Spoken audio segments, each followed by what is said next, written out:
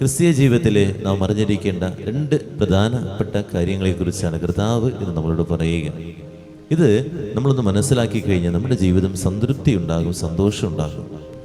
കർത്താവ് പറയുകയാണ്, ആർക്കെങ്കിലും ദാഹിക്കുന്നുവെങ്കിൽ എൻ്റെ അടുത്ത് വന്ന് കുടിക്കട്ടെ എന്നുള്ളതാണ്.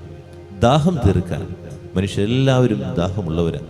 നമ്മുടെ എല്ലാ ദാഹങ്ങളും തീർക്കാൻ ഈ കർത്താവിൻ്റെ സന്നിധിയിലേ പറ്റുള്ളൂ എന്ന് നമ്മൾ മനസ്സിലാക്കുക.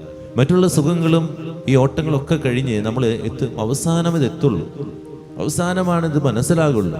ഈ അവസാനത്തേക്ക് വെക്കാതെ ആദ്യമേ തന്നെ നമുക്ക് മനസ്സിലാക്കാൻ പറ്റണം, ദൈവസന്നിധിയിലാണ്, ദൈവത്തിൻ്റെ അരികിലാണ് എനിക്ക് ദാഹം തീർക്കാൻ പറ്റുള്ളൂ. എൻ്റെ മദ്യപാനത്തിലോ അതുപോലെ തന്നെ ലൗകികതയിലോ മറ്റു സന്തോഷങ്ങളിലോ ഒക്കെ നമ്മൾ മുഴുകി ജീവിക്കും. ഇതൊക്കെ ജീവിച്ചു കഴിഞ്ഞ് കഴിയുമ്പോൾ അപ്പോഴും നമ്മുടെ ദാഹം തീരില്ല. നമ്മളിങ്ങനെ മുന്നോട്ട് പോകും. കുറേയേറെ പാപ സാഹചര്യങ്ങളിലൂടെയൊക്കെ പോയാലും ഓർക്കേണ്ട ഇത്രയേ ഉള്ളൂ, ദൈവസന്നിധിയിൽ അണയാതെ ഒരു ദാഹവും തീരില്ല. രണ്ടാമതായിട്ട് നമ്മൾ മനസ്സ് ചിന്തിക്കുന്ന ഇത്രയേ ഉള്ളൂ, ദാഹം തീർന്നവനാണ് ദാഹം തീർക്കാൻ പറ്റുള്ളൂ. മാതാപിതാക്കൾക്ക് മക്കളുടെ ദാഹം തീർക്കാൻ പറ്റണമെങ്കിൽ അവർ ദൈവത്തെ മനസ്സിലാക്കിയിരിക്കണം. ആ മനസ്സിലാക്കിയവർക്ക് മാത്രമാണ് ആ മക്കൾക്ക് കൊടുക്കാൻ പറ്റുള്ളൂ. അതുകൊണ്ട് തന്നിൽ വിശ്വസിക്കുന്നവരുടെ ഹൃദയത്തിൽ നിന്ന് ജീവന്റെ അരുവികൾ ഒഴുകുമെന്നാ പറയുന്നത്. മാതാപിതാക്കൾ ആ ദൈവത്തിന്റെ അരികിൽ നിന്ന് ദാഹജലം ഇങ്ങനെ വാരി വാരി കുടിക്കുമ്പോൾ അവരുടെ ഹൃദയത്തിൽ നിന്ന് ജീവന്റെ അരുവികൾ ഇങ്ങനെ ഒഴുകും. അപ്പോ ആ ജീവന്റെ അരുവികൾ ഒഴുകുമ്പോൾ മക്കൾക്ക് അതിൽ നിന്ന് കുടിക്കാൻ പറ്റും. നമ്മൾ ആദ്യത്തെ സത്യം മനസ്സിലാക്കണം, ദാഹം തീർക്കാൻ കർത്താവിന്റെ സന്നിധിയിൽ പറ്റുള്ളൂ. ഈ നോമ്പില് അതൊന്ന് മനസ്സിലാക്കുക. എനിക്ക് എൻ്റെ ദൈവസന്നിധിയിൽ എത്താൻ പറ്റൂ. ദാഹിക്കുമ്പോഴൊക്കെ, എന്തിനൊക്കെ വേണ്ടി ദാഹിക്കുമ്പോഴൊക്കെ ദൈവസന്നിധിയിലേക്ക് വരാൻ എനിക്ക് പറ്റുന്നുണ്ടോ?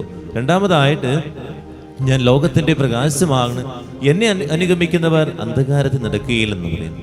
എന്നിൽ പ്രകാശം ഉണ്ടാകണമെങ്കിൽ ഞാൻ ദൈവസന്നിധിയിൽ വരണം. എന്നില് ഞാൻ സംസാരിക്കുന്നത് നന്മയാകണമെങ്കിൽ, എനിക്ക് നന്മ കാണണമെങ്കിൽ, ഞാൻ നന്മ കൊടുക്കണമെങ്കിൽ ദൈവസന്നിധിയിൽ ഇരിക്കുന്നവർക്കേ സാധിക്കുകയുള്ളൂ. എപ്പോഴും ഈ പിറുപിറുപ്പ്, എപ്പോഴും ഈ കുറ്റപ്പെടുത്തല് എല്ലാവരെയും വേദനിപ്പിച്ചുകൊണ്ടിരിക്കുന്നു, എല്ലാവരെയും മുറിപ്പെടുത്തിക്കൊണ്ടിരിക്കുന്നു. നമ്മൾക്ക് ആ കർത്താവിന്റെ പ്രകാശം ഇല്ലാത്തത് കൊണ്ടാണ്. കർത്താവിന് യഥാർത്ഥത്തിൽ തിരിച്ചറിഞ്ഞ വ്യക്തി ഒരിക്കലും ആരെയും വേദനിപ്പിക്കാൻ നോക്കില്ല, ആരെയും മുറിപ്പെടുത്തില്ല. ഒരിക്കൽ കൂടി മനസ്സിലാക്കണം, എൻ്റെ തമ്പുരാനെ വേദനിപ്പിച്ച വ്യക്തി ആരെയും മുറിപ്പെടുത്താത്ത വ്യക്തിയാണ്. നമ്മൾ നോക്കണം, ആ കുരിശിന്റെ വഴിയിൽ ആ കർത്താവ് ആരെങ്കിലും വേദനിപ്പിച്ചു? വേണമെങ്കിൽ മുറിപ്പെടുത്താമായിരുന്നു, വേണമെങ്കിൽ അവരെ നശിപ്പിക്കാമായിരുന്നു, എല്ലാ അധികാരം ഉണ്ടായിരുന്നു.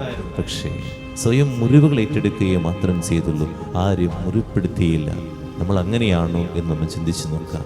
മുറിപ്പെടുത്താനല്ല, മുറിവുകൾ ഏറ്റെടുക്കുന്ന വ്യക്തികളായിട്ട് മാറാൻ പരിശ്രമിക്കുക.